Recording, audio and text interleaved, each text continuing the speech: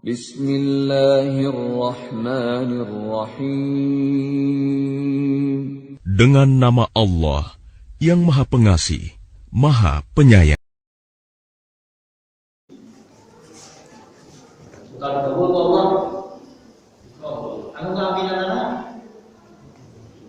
Nabi Rasulullah SAW langsung dijamin bahwa kena neraka, dijamin dikabul doa. Bahaya. Lemah, karena kondisi orang menuju Allah. Coba varias yang tadi. Nah, wasna doa dan malaikat Jibril anu kahiji. Malaikat Jibril ngadoa, ya Allah,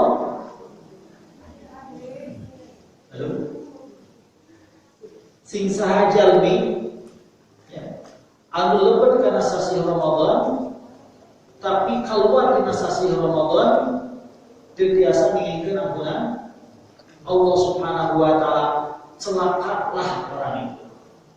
Jaminan Rasulullah, amin. Celakalah bagi orang yang masuk pada bulan suci Ramadan tapi tidak mendapatkan ampunan setelah keluar dari bulan suci Ramadan. Artinya orang tersebut tidak bisa memanfaatkan potensi Ramadan, tidak bisa memanfaatkan peluang Ramadan yang penuh dengan ampunan Allah Subhanahu wa taala. Terus dipakai nama atau Ramadan sebulan teh. Sebulan hidup di bulan suci Ramadan, biasanya ingin ampunan Allah Subhanahu wa taala. Dipakai nama. Makanya wajar kanjeng Rasul sallallahu alaihi wasallam aminan.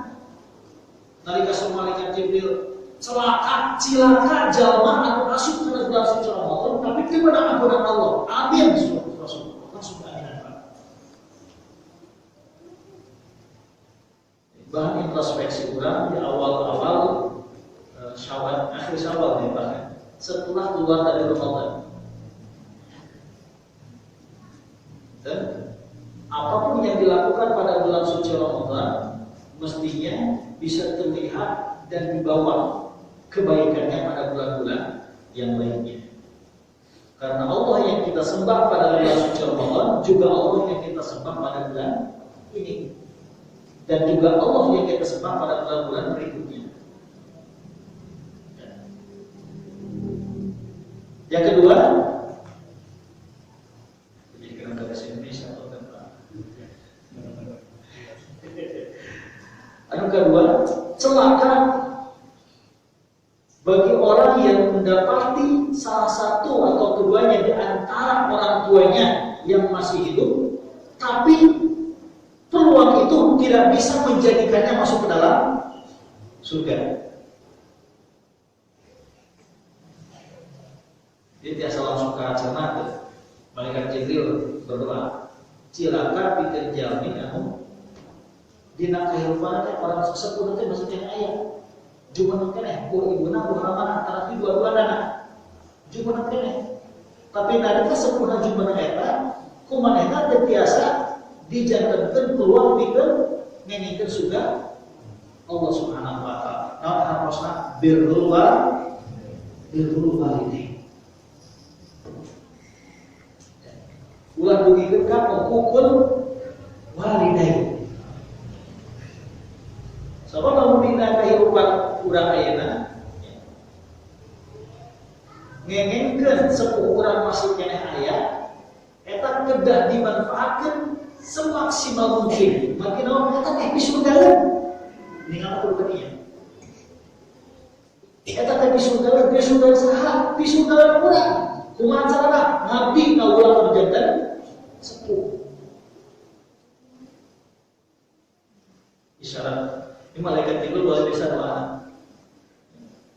Jalma anu bisa memanfaatkan kondisi sepuh masih hidup dan tidak bisa dimanfaatkan jadi jalan pikeun asup ka surga, cilaka eta jalma Rasul. Amin. Langsung dikasih Rasul amin.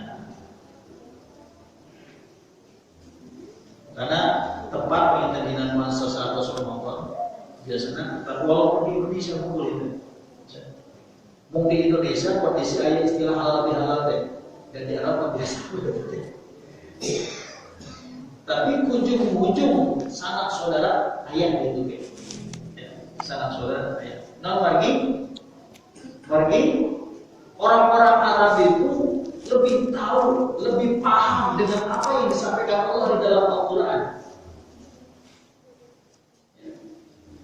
Pesan Allah Subhanahu wa taala, "Wasana nisa biwalidayhi amaratu wa ana ala wa bisawfi fi amali hadis kulli wa liwalidayka ilayya masir." Wasiat Allah untuk berbuat baik kepada orang tua ini. Mereka sama.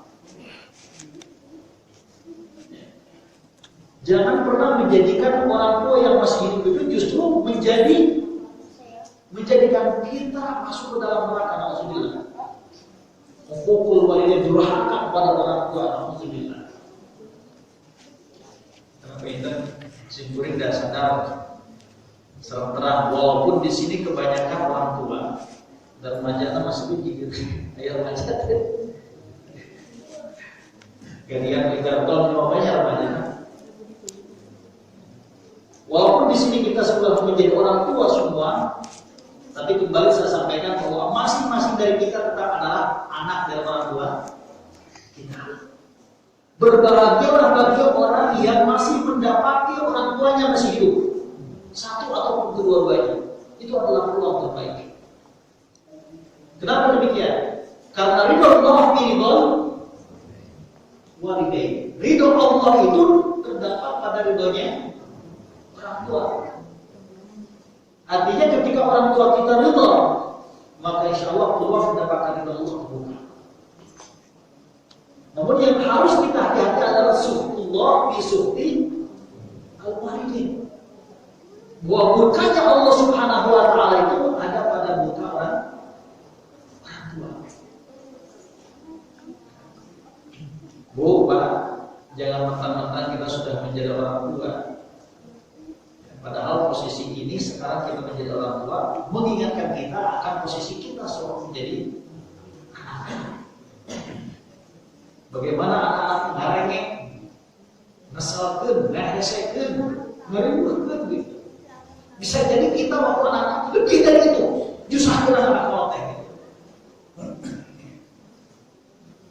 Maka beristighfarlah kepada Allah Subhanahu wa taala, wahai anak. Itu masuk arti. Beristighfarlah kepada Allah Subhanahu wa taala, wahai anak yang pernah menjadikan orang tua sampai menangis, meneteskan air matanya karena kecewa dengan kita. Karena engkau tidak tahu bahwa senyuman yang tersungging di bibir orang tua bisa jadi cerahnya wajah orang tua itu hanya sekedar drama. Ketika datang orang tua seolah-olah tidak jadi masalah. Bahkan ketika kita melakukan sebuah kesalahan, orang tua kita tahu bahwa kita melakukan kesalahan, orang tua seolah nggak apa-apa, masih bisa menyunggingkan senyumannya. Padahal kita tidak tahu. Ketika kita keluar dari rumah, orang tua harus mengambil air wudu, dia sholat dan langsung menangis kepada Allah Subhanahu wa taala. Beristighfar untuk siapa? Orang tua kita memohonkan ampun untuk kita anaknya. Ya Allah, anakku berdosa. Tetap jagalah dia, tetap lindungilah dia, ya Allah, ampuni kesalahannya, ya Allah. Anaknya nggak sadar itu. Kalau orang tuanya sudah menangis, meminta ampunan kepada Allah Subhanahu wa taala untuk dirinya jelas. Kenapa kita harus berbakti kepada orang tua? Karena jasa orang tua itu sampai kapanpun tidak akan pernah terbayar, tidak akan pernah terbalaskan. Wais Al-Qarni, seorang sahabat mulia yang kemuliaannya bukan hanya diakui di dunia tapi juga diakui oleh ahli langit. Yang ketika Uwais Al-Qarni meninggal, semua orang-orang dunia ingin menyentuh tubuhnya tapi tidak ada yang berhasil menyentuh tubuhnya. Kenapa? Karena malaikat sudah memandikannya, membimbinginya. Ketika orang-orang ingin mensolatkannya, ingin menjadi yang paling depan, tidak bisa. Kenapa? Karena malaikat semua sudah bertumpuk untuk melakukan mensolatkan Uwais Al-Qarni. Kenapa? Seorang Uwais Al-Qarni begitu mulia kepada Allah Subhanahu wa taala. Salah satunya adalah karena pengabdiannya kepada orang tuanya. Tidak ada yang meragukan tentang pengabdian seorang Uwais Al-Qarni kepada ibunya. Walaupun dia punya penyakit, tapi terus berusaha menafkahi ibunya. Uwais Al-Qarni menafkahi ibunya. Bukan hanya menafkahi ibunya, juga sudah tua renta. Dia memandikan ibunya, menghubungkan ibunya, menyuapi ibunya. Dipangbawakan Uwais Al-Qarni. Ketika ibunya ingin membuang kotoran, dibawa, dibersihkan. Uwais Al-Qarni. Siapa di antara kita yang bisa membandingi jasa Uwais Al-Qarni? Uwais Al-Qarni itu 500 km perkiraan dari kota Yaman menuju ke Makkah Al-Mukarramah untuk melaksanakan ibadah haji, ingin menghajikan ibunya. Kalau kita dengan apa? Pesawat bayar berapa puluh juta, 37 juta, 40 juta selesai. Kadang-kadang kita nggak ikut, dititipin aja. Uwais Al-Qarni berangkat dengan kakinya. Di mana posisi ibunya? Di pundaknya, di punggungnya. Diangkut ke Yaman dibikin ke Mekah. Diangkut sampai darah kakinya. Uwais Al-Qarni. Tapi apakah semua jasa Uwais Al-Qarni itu sudah membereskan, bisa membayar semua jasa yang diberikan orang tua kepadanya? Lah, kalau belum bisa banyak jasa orang tua. Bahkan dalam riwayat lain, ketika ada seorang sahabat sampai menahan kotoran orang tuanya, kotoran orang tuanya disangat, ditangli,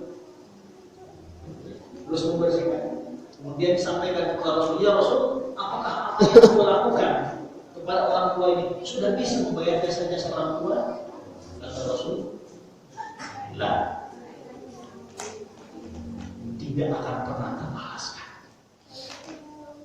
Tidak akan pernah terbalaskan.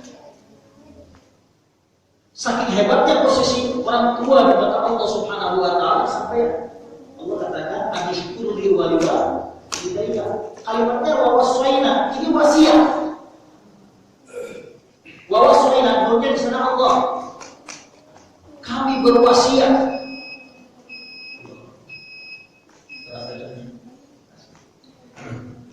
Allah yang berwasiat, bukan manusia. Ya Allah langsung berwasiat. Apa wasiat Allah?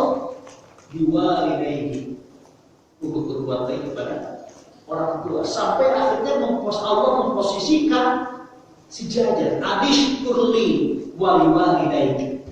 Jadi rasa syukur kudu diungkapkan kurang ke Allah Subhanahu wa Ta'ala serta orang tua. Dia mau mematahan abdi, bagaimana ini mas asal ada mematahan sedik, sanes mematahan ibu, sanes mematahan bapak, ini mengikutan kayak ibu bapak maman mematahan kayak dia. Sebabnya kalau sudah tiada baru terasa. Kalau orang tua sudah tiada baru terasa. Banyak hal.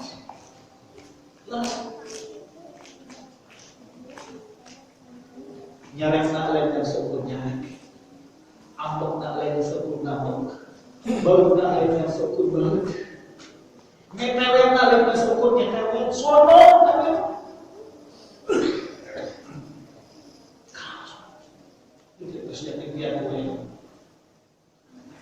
Ibu itu sudah ayah, bapak yang tahu, sumpah bapak semua. Karena rasa,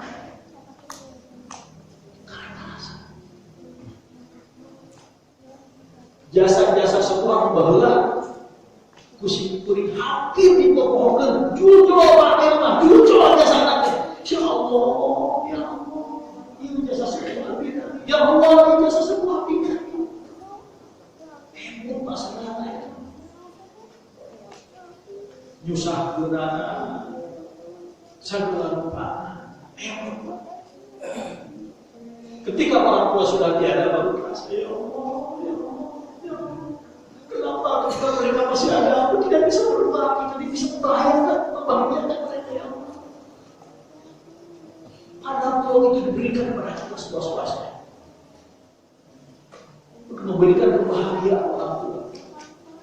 Berupaya untuk membalaskan semua jasa-jasa dan kebaikannya. Makanya budaya halal itu sebetulnya walaupun di alam tidak ada, itu adalah budaya yang baik. Salah satunya adalah untuk mengingatkan kita akan posisi kita di mata Allah Subhanahu wa Ta'ala.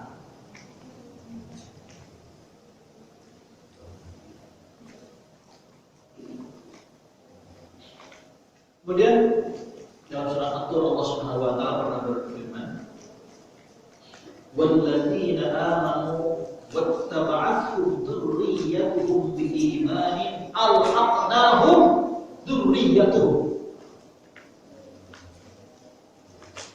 Kalau seandainya di antara kita adalah orang tuanya sudah pada meninggal, Pak, kurang merasa sonokan dan jalan sepuh, tong ringlan, tong haruan, ya Allah akan berfirman, walladzina amanu, jeung jalan-jalan beriman, wattaba'athum dzurriyyatuhum, wattaba'athum jeung anak keturunan eta zaman meninggal dan sepuh urang teh, wattaba'athum diikuti.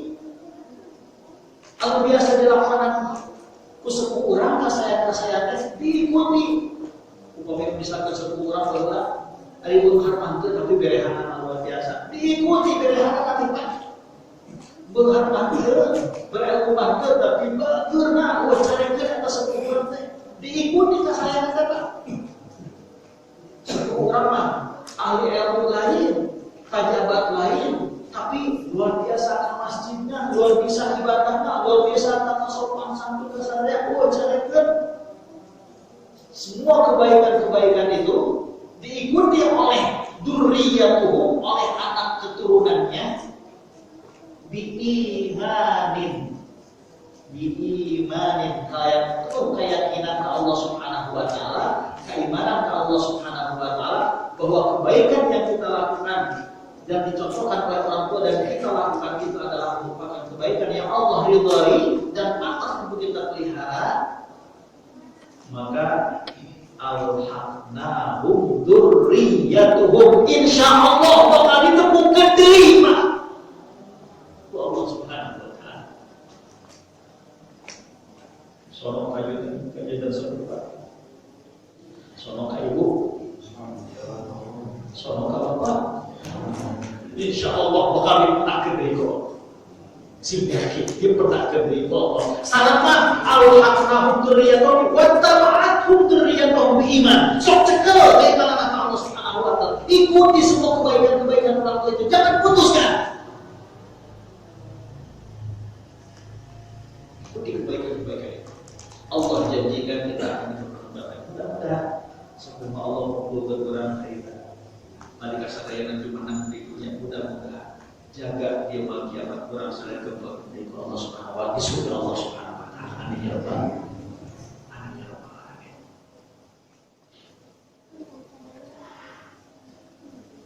Amin anu katilu, Pak. Ada yang tadi itu di aminan malaikat Jibril. Aminan orang sebelum walidain bukan. Amin anu katilu. Celakalah bagi orang yang ketika disebut namamu wahai Muhammad, dia tidak menjawab. Kan ketika disebut Nabi Muhammad langsung sallallahu alaihi wasallam dengan jahar ataupun dengan tidak jawab.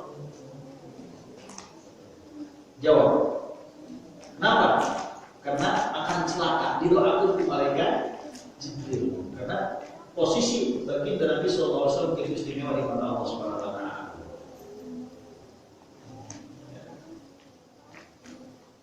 Salah satu keistimewaan baginda Rasul Sallallahu Alaihi Wasallam, Nabi terakhir, Rasul terakhir, anu Allah dimampirkan ke Masjidil Aqsa. Memang semua para nabi, semua para rasul dimampirkan ke Allah ke Masjidil Aqsa. Subhanalladzi asra bi abdihi lailan minal masjidil haram ila masjidil aqsa. Bukti bahwa baginda Nabi pernah diperjalankan oleh Allah ke Masjidil Aqsa. Nah, semua para nabi, semua para rasul diperjalankan, dimampirkan ke Allah di Masjidil Aqsa. Alasannya ternyata Masjidil Aqsa merupakan tanah suci warisan Allah. Itu tanah warisan. Sadaya para nabi itu ayah ini nabi oke, ayah ini rasul oke, Allah diluncurkan kadonya atau dimampirkan ke Masjidil Aqsa. Nah, sahabat, itu tanah warisan Allah. Wasiat yang harus dijaga. Ketika para nabi dan ketika para rasul tidak ada, siapa yang berhak untuk menjaga warisan itu? Umatnya. Ketika orang tua sudah tidak ada, kemudian turun warisan kepada anak keturunannya, siapa yang akan menjaga warisan tersebut? Amatnya. Ya. Dia karena warisan mobil, karena warisan tanah, karena warisan uang perlu luar biasa, keluar gitu ya. Masjidil Aqsa warisan Allah Subhanahu wa taala yang dipertahankan bersama berapa hari. Jadi ketika kita berbicara Masjidil Aqsa, kemudian bukan masalah teroris, jauh dari kata teroris, karena sebetulnya teroris itu ada justru Yahudinya. Karena orang-orang Yahudi itu dalam sejarah manapun tercatat orang Yahudi, kaum Yahudi itu adalah kaum nomaden yang tidak pernah punya tempat tinggal. Dia terus berpindah dari tempat ke tempat yang lain. Termasuk juga di Palestina. Posisi kaum Yahudi itu adalah tamu. Jadi bukan orang Palestina yang tamunya, justru Yahudinya yang tamu ke Palestina. Tapi dia terus menggerogoti. Makanya ketika kita tidak bisa berangkat ke sana, paling tidak buktikan keimanan orang. Kenapa?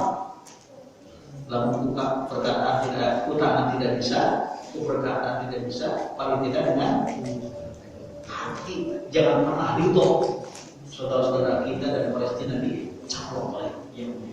Jangan pernah ridho. Kemudian selain doa, mudah-mudahan saudara-saudara kita yang di Palestina dijaga dan dilindungi Allah Subhanahu wa taala. Walaupun sedikit jumlahnya, mudah-mudahan Allah kirimkan junubnya, yaitu malaikat Allah Subhanahu wa taala menolong dan membantu perjuangan saudara kita. Bicara Palestina, bicara Masjidil Aqsa pada khususnya, itu adalah akidah. Jangan pernah fobia. Orang Islam harus berani berbicara itu. Itu akidah. Itu tanggung jawab bersama. Nah, bagi Rasul, jujuran kita adalah Nabi dan Rasul terakhir yang mengabdikan kesana. Artinya kita punya tanggung jawab yang besar atas Palestina dan Masjidil Aqsa. Warga-warga orang menjadi nyantai banyak, ngawas nyantai gitu. Itu mengawas kawan berdua. Tapi itu sudah aneh gitu. Dia sudah merasakan kapanpun mau itu akan datang. Barangkali dia biasa nyantai dia ngawas. Luar biasanya, walaupun dalam kondisi sempit, Al-Quran katanya istimewanya. Kurang lagi, walaupun nyantai, tidak hafal Quran. Mereka bedakan orang Indonesia pasti. Itu mau bergabung itu, ancam ku peluru, ancam ku mobil, tapi ngamal tuh Quran hafal. Dan luar biasa juga para pejuang Hamas, menjadi musuhan negara-negara. Akhir para pejuang tentara Hamas itu terhadap pilihan. Bagi-bagi daftar ke ajar dari negara Hamas. Syarat utamanya hafal Quran 30 juz. Kurang satu ayat gak lolos. 30 juz. Itu tentara Hamas. Makanya wajar kalau sebenarnya mereka mendapat pertolongan Allah Subhanahu wa taala, mendapatkan pertolongan Allah karena dia ahlul maut. Dia ahlul maut. Pada jatuh tentara Hamas tidak apa benar naon kul baik malu terus kedua apa itu kedua terus imbang posisi insyaallah mudah-mudahan dia selamat terus mudah-mudahan 1.000 2.000 5.000 atau 10.000 atau lebih dari itu yang kita infakkan di jalan Allah, mudah-mudahan itu yang akan menjadi saksi di hadapan Allah Subhanahu wa taala. Ibu-ibu, bapak-bapak yang Allah Subhanahu wa taala muliakan. Pasca Ramadan istaqim. Qul amantu billahi mastaqim. Istiqomah. Beristiqomah dengan apa yang sudah kita lakukan pada bulan suci Ramadan. Sholat pada bulan suci Ramadan, masjid penuh. Saat Ramadan masjid penuh. Ya tetap laksana. Waktu Ramadan masjid legah deh. Sempit tapi hotel sempit tapi Ramadan kaya masjid legah deh. Waktu Ramadan di masjid raih naos Quran, di bumi raih naos Quran. Ramadan kaya di masjid ayat ini, alhamdulillah di bumi. Ayat jempring, ayat raih. Itu ada kesudah semua gitu. Ada hal yang kesudah tapi amal-amal kesudah ini tayangan di mana? Kalau kasih kata Leo, ayo kasar. Bila berani bayi itu bapak makan. Kapan? Itu di maka surga. Ibu bapak Allah Subhanahu Wa Taala menyayangi. Kurang ngobrol. Kantos ada salah seorang sahabat Mu'minah Taubat.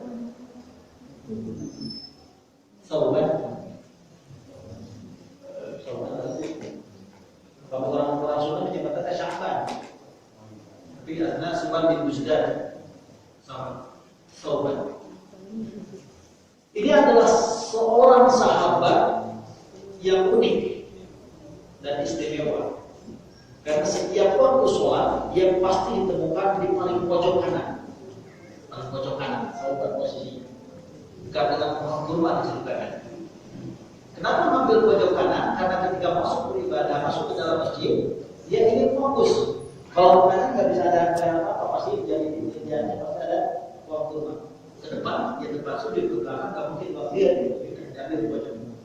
Jadi setiap para sahabat yang masuk ke masjid, semua sudah pada tahu ketika tengok ke kanan pasti ada sholat. Itu istimewa sholat. Artinya Thawban adalah salah seorang sahabat Nabi yang semua sahabat bersaksi dia ahli masjid. Ahli masjid, ahli berjamaah. Sampai suatu ketika, yaitu waktu sholat subuh, biasanya sahabat sudah berdiri tegak berada di pojok. Tapi waktu itu setelah berdiri dilihat sahabat nggak ada. Sebentar, tunggu sahabat, kata Rasul. Ulang waktu kurang menang sadar sahabat. Ditunggu sampai matahari hampir muncul. Waktu sholat subuh hampir selesai. Udah, mau katanya kita sholat. Setelah itu nanti kita cari sahabat. Tepatnya subuh wirid ketika subuh. Setelah sholat duha baru Rasulullah mengajak para sahabat untuk mencari sahabat. Hiji bin Afrika nyalain sahabat. Kemana ya sahabat dalamnya? Ada yang sore apa dicarian saudara ya? Dicarian. Mana sahabat saya? Dicari. Ternyata sahabat jarang yang tahu. Tapi setelah ditanya, ada yang tahu sahabat itu kita masa yang terakhir Pak. Siapa yang sahabat yang kurang minyak, yang kurang mati nyari kurang kurang tapi ditaruh sebenarnya. Ciri-ciri Nabi pernah dan dia nggak lampu ini ciri-cirinya jaminan kering terus ya, nggak kurus gitu. Karena Rasulullah pernah naruh sekarang sopan anak-anak gitu kan, ya dan kering kurus. Tapi itu udah harta, kurang makan, kurang gizi, ya Rasul, saya punya harta yang gitu. Tapi kenapa kamu begitu kering? Penyebabnya adalah satu, ya Rasul. Kau saya, kenapa? Karena kau satu-satunya orang yang aku khawatirkan. Apa khawatirnya? Aku takut kelak aku tidak bersamamu lagi, tidak bersamamu lagi. Di dunia mungkin kita masih bisa berjumpa, berdekatan. Dan di akhirat mungkin kita tidak akan bersama ya Rasul. Aku terus pikirkan itu, bagaimana bisa bersama dengan kelak di surga. terus bersama di dunia dan terus akan bisa bersama di surga. Banyak itulah yang menjadi penyebab turunnya ayat Allah Subhanahu wa taala. Orang yang seperti Sauban itu adalah orang biasa yang bukan nabi, bukan rasul, tapi akan digabungkan mereka kelak di surga bersama ma'as-siddiqin, wasyuhada, was-shalihin, wa hasuna ulaika rafiqa. Kecintaannya kepada Rasulullah digabungkan. Istimewa di mata Rasul makanya. Rasul sudah tahu itu. Dicari Sauban, akhirnya sampai ketemu.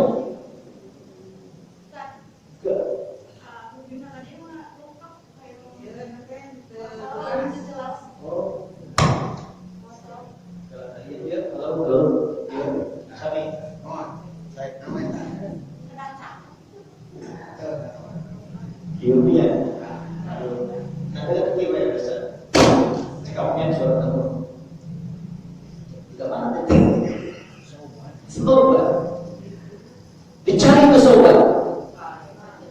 Ayah. Akhirnya ketemu. Ya. Ayah yang cirinya gini-gini. Oh ya, di sana. Harus di sana.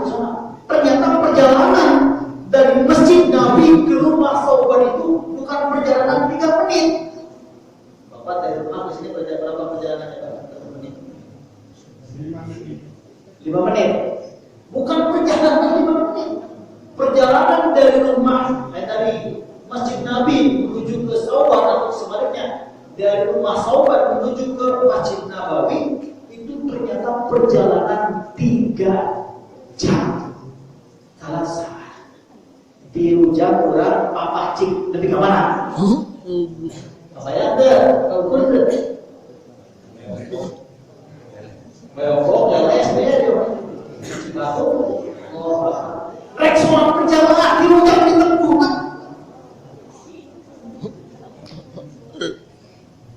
Oh ya baru sana para nabi sedikit syuhada sholihin. Soal itu jauh. Penjamanan Pembahasan dan masafah itu setelah saat perjalanan 7 jam. Lain 3 jam 3 menit tidak. Lain 3 menit 30 lainnya kesek ke masjid. Hari hayat kesudah. Sama 3 jam perjalanannya luar biasa. Makanya dicari. Setelah sampai ke rumah Sauban, kemudian baginda Rasul bertanya kepada istrinya, yang keluar istrinya, mana Sauban? Ya Rasulullah, suamiku sudah tiada, sudah meninggal. Innalillahi. Rasul bukan tidak tahu, sudah tahu. Tapi kemudian Rasul tanya lagi untuk memberikan pelajaran supaya ada pelajaran yang bisa diketahui oleh para sahabat. Rasul tanya lagi ke istrinya, coba ada enggak kejadian aneh atau kata-kata aneh yang diungkapkan Sauban sebelum Sauban meninggal? Oh betul, kamu satu. Betul ya Rasul, benar ya Rasul. Ada, dan sampai sekarang kami tidak paham. Ternyata ketika sakarat itu datang kepada Sauban sempat mengucapkan 3 kata, 3 kalimat dan 3 kalimat yang tidak dipahami oleh keluarganya. Semua yang hadir sana paham. Apa dia kalimat itu? Kalimat yang pertama, nama kayak kita senang. Tuh, kalimat itu bahasa orang tuh kalau bisa nonton, kalau bahasa Arab. Tuh, kenapa tidak lebih jauh? Kenapa tidak lebih jauh? Orang tak paham. Kemudian yang kedua, tuh kenapa tidak yang baru? Orang yang sana tak paham. Bukan dulu, tuh kenapa tidak semuanya? Itu kali itu. Sauban sebelum meninggal ucapkan 3 kali tuh, 3 kalimat. Tuh yang pertama kenapa tidak lebih jauh? Tuh yang kedua kenapa Tidak yang baru 24 kilo, kenapa? Tidak semua. Ternyata shadaqallahul azim. Shadaqa Rasulul Karim. Wa idza balaghatil hulqum wa antum hina ketika maut sudah berada di tempat terus lepas kata Allah wa antum hina idin tanzurun, ketika sakarat itu datang manusia akan diperlihatkan oleh Allah Subhanahu wa taala akan masa depannya, diperlihatkan akan perjalanan yang akan dilaluinya, bahagiakah atau celakakah. Sok tinggal sekarang bersyukur buka saya lah, tersenyum karena sudah diperlihatkan oleh Allah. Sauban ketika sakarat maut sudah Allah perlihatkan, ini bagian kamu, ini bagian kamu, ini akan kamu lalui, ini akan kamu jalani, ini akan kamu nikmati. Semua kebahagiaan yang Allah tampakkan kepada sauban kamu sekarang. Di antaranya adalah ketika ditampakkan kepada sauban pahala melangkahkan kaki menuju ke masjid. Masalah perjalanan 3 jam, sanes di Luleng, sanes di rumah, nih, lain di Luleng, tapi di jam ditemukan ke Allah Subhanahu wa taala. Di bagian anakku luar biasa istimewa. Ya Allah, saudara-saudara. Upami mah ambil terang pahala nasa istimewa dia sehebat dia. Itu nah lebih jauh daripada anak dia teh. Lebih jauh anak dia lebih jauh. Punya luar biasa pahala akan itu masjid. Ibu yang bersyukur. Sahabat menyesal kenapa tidak lebih jauh perjalanannya. Doa kedua, ternyata Allah perlihatkan kepada sahabat pahala ketika sahabat berangkat ke Masjid Rasul. Di tengah perjalanan sahabat menemukan seorang yang ketinggian dan penggigil. Kebetulan waktu itu sahabat memakai 2 baju. Baju yang baru dipakai di dalam, baju yang lama dipakai di luar. Maksudnya ketika sampai di Masjid Rasul nanti, waktu sholat memakai baju baru. Ternyata di tengah perjalanan ada orang yang kesakitan, kedinginan, menggigil. Terus dibuka baju yang luarnya, dipakaikan ke orang yang sakit tersebut, kemudian dipapah menuju Masjid Rasul dan ikut sholat di sana di masjid. Ditemukan bahwa tanpa alam NTT kia sawah luar biasa. Ya Allah, walaupun apa kia mah nah atuh kalau covid itu digede dengan punya. Mereka pilih oleh luar biasa. Luar biasa dulu kedua dan penyesalan yang sangat luar biasa. Juga orang bisa ditiru. Anu katilu. Nah, kenapa tidak semuanya? Ternyata pahala itu dipertontonkan oleh Allah Subhanahu wa taala kepada sahabat ketika sahabat salah. Luar biasa. Apa jasanya? Sahabat pernah kedatangan seorang musafir yang kelaparan, mengaku sudah 3 kali tidak makan. 3 hari tidak makan, tidak mendapatkan makan. Dia meminta kepada sahabat, dan waktu itu sahabat sedang makan roti, kemudian disempletkan roti itu kan, disempletkan roti itu, dipasangkan kayak jamin ternyata ditembok ke pahala luar biasa. Kemudian kata sahabat, saya sampai sakit istimewa pahala, mahal kawin, mesti berapa mahal hadir, dia istimewa kayak pahala, dibikin buah kawin. Itu misalnya. Kita hidup tidak selamanya terbatas waktunya. Peluang-peluang kebaikan itu, penyesalan itu datang di belakang. Kalau seandainya penyesalan ini sudah dicontohkan dan diungkapkan oleh sahabat, kenapa kita harus ikut penyesalan? Coba kita ambil pelajaran penting di sini. Ibu bapak yang Allah Subhanahu wa taala muliakan, makanya saya sampaikan di sini ada 5 nasihat